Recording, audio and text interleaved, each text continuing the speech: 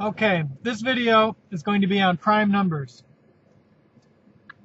So we have prime numbers. I've been asked to do this by one of the subscribers on this channel.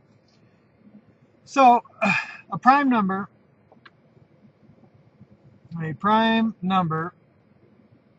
is a number divisible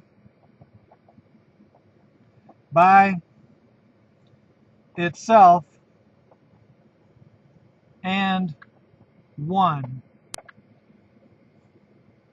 I should say, and no other division is possible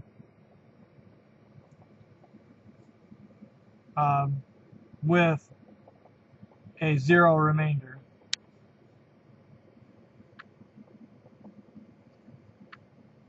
Because you can always divide two numbers, you know, you can get a decimal expansion and stuff, but prime numbers is about doing it evenly.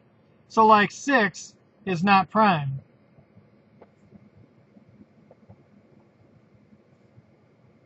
Six is not prime. Why? Because we can go 2 goes into 6 3 times, and we get a remainder of 0. Remainder of 0. So that means 2 times 3 is 6. Okay? So, but something like 11 is prime. Because when we attempt to divide 11 up, we say, well, 2 won't go into 11. 3 won't go into 11 because 3 times 4 is 12. 3 times 3 is 9. So 3 is out. And 4 is out.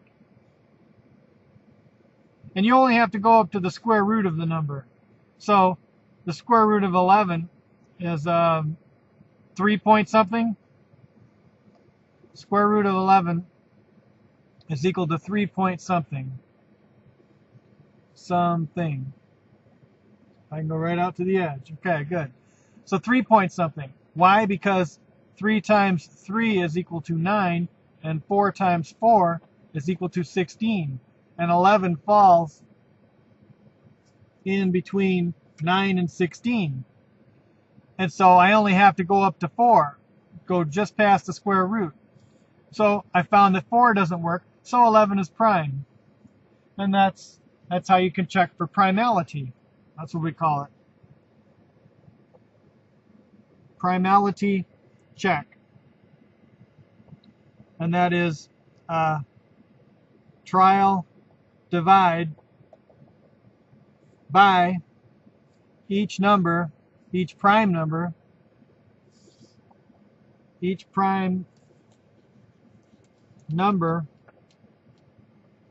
lower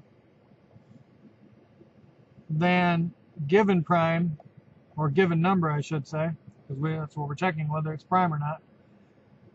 Lower than given number up to the square root. Square root plus 1.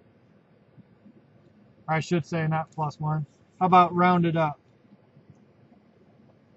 Round it up to nearest whole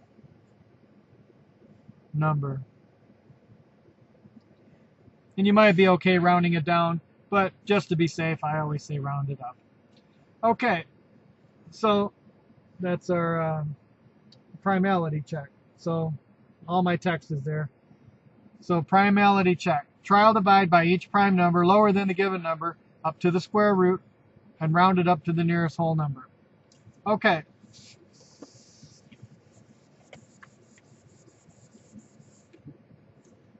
So I guess the next thing I'll say is I'll just erase the board here. And we have what we call the fundamental theorem of arithmetic. Arithmetic.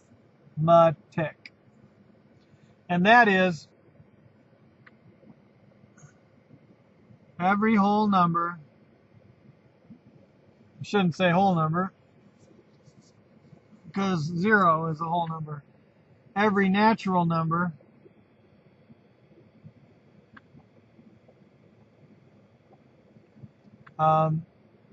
greater than 1 is a unique product of primes. So, it's the fundamental theorem of arithmetic.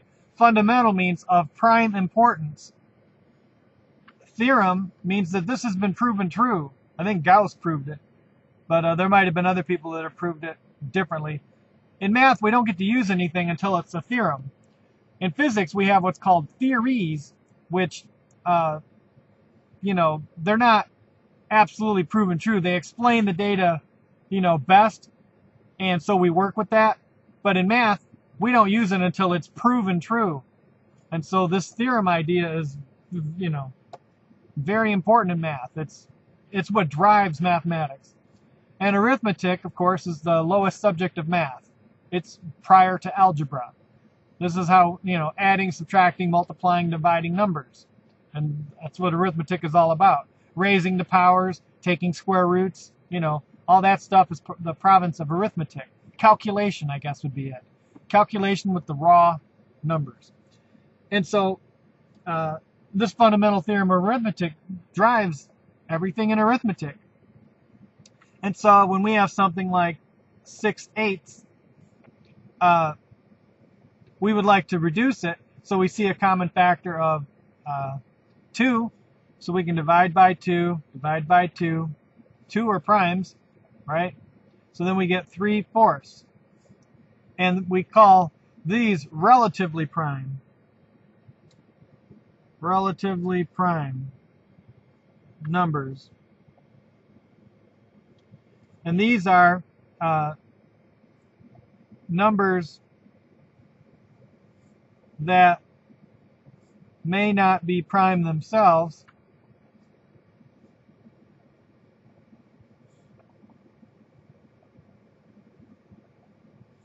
but share no common factors.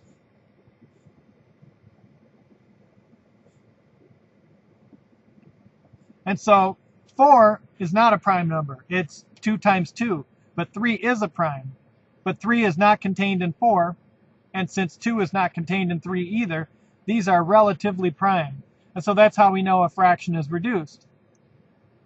And, okay. So the next thing I'm going to talk about is the Sieve of Eratosthenes.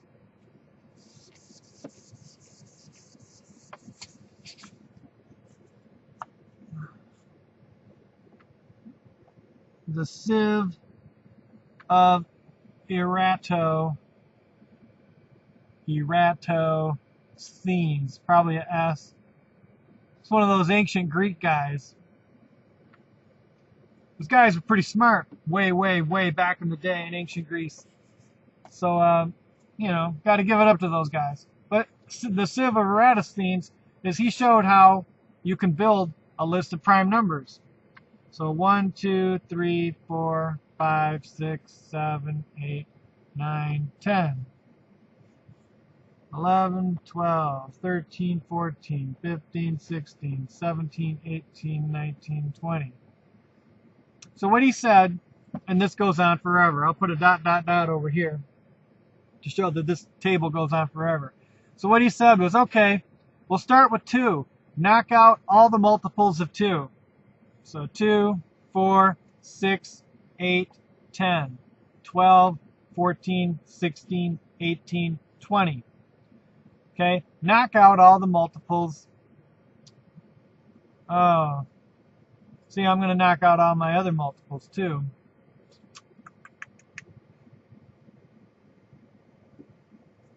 All right, so I'm not doing the Sieve of Eratosthenes quite correct, because 2, so we take 2 and we say, okay, 2 is prime. And then everything after that, a multiple of that. So now I'm doing it right. Then we say 3. Okay, 3 we find to be prime. Then every multiple of 3 we're going to knock out. So 3, not 3, 6, 9, 12, 15, 18, like that.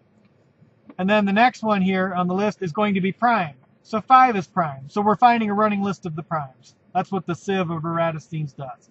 So then 5, then we knock out all the multiples of 5 after that. So 10, 15, 20. Those have already been knocked out by other methods. Then the next one is 7. That's guaranteed to be prime. So then we find the multiples of 7, which is 7, 14. So I'm going to make my list a little longer. So 21, 22, 23, 24, 25, 26, 27, 28, 29, 30, 31, 32. This is great video. 33, 34, 35, 36, 37, 38, 39, and 40. That'll be good enough. So we'll start with 2 again. So 20, 22, 24, 26, 28, 30, 32, 34, 36, 38, 40. 3s, the last one we stopped at was 18, 21, 24, 27, 30, 33, 36, 39. Then 5s, so 20, 25, 30, 35, 40. 7s, now we finally get to 7s. So then 7, 14, 21, 28, 35, 42 would be the next one. And then 49. So 49 would be here. That would be the next one that 7 would knock out. And then 11 is next. So 11 is guaranteed to be prime. So then we go 11, 22, 33. Those have been knocked out. 13 is next. It's guaranteed to be prime. So this sieve is sifting out the prime numbers for us. So then 13, 26 already knocked out. 39 already knocked out. 52 would be the next one. The 13 would knock out. Then 17 is guaranteed to be prime. 17, 34 already knocked out. 19 is now guaranteed to be prime. So 38 would be the next one. 23 is guaranteed to be prime. So 23 and then 46. But 2 would have got that one. The next one here is 29. So these prime numbers are coming out of the Sieve of Eratosthenes.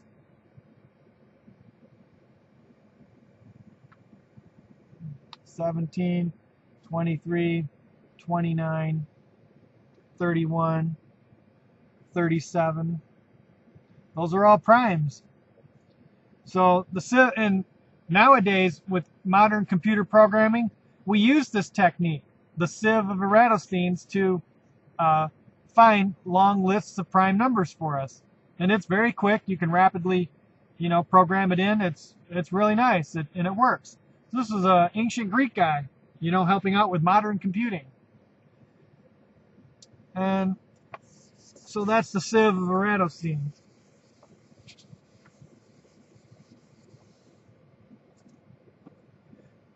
And so I guess we're at about 14 minutes.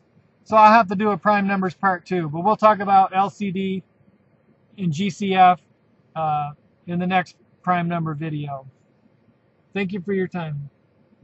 Oh, all this is to support my book. Points, lines, and conic sections by Tony Berard. And it's available on Amazon.com. I am your author. I'm the one running these videos on this channel. This channel is called Math and Related Topics. I'm not getting a lot of time here lately, and I have to get a part-time job and stuff. So, you know, whenever I do get time, I'm going to try to get down here. This is in my van. I converted my van into an office. So when I'll get down here in the van and make these videos. If you support me, then I won't have to have a part-time job, and I'll be able to make more videos and help more people. So thank you for your time.